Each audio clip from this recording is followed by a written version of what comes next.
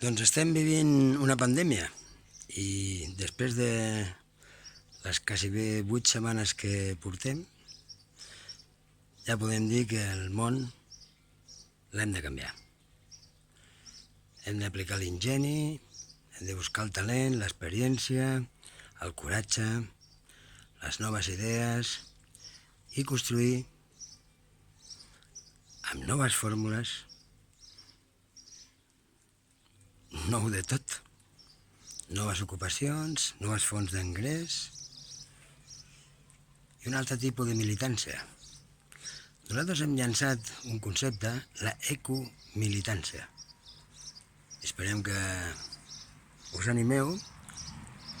Eco, la qüestió emocional, empatia, solidaritat, generositat, les persones, i darrere d'això que veiem? El patir de les famílies. Quan menys patim, més solucions trobarem. El patir no arregla res.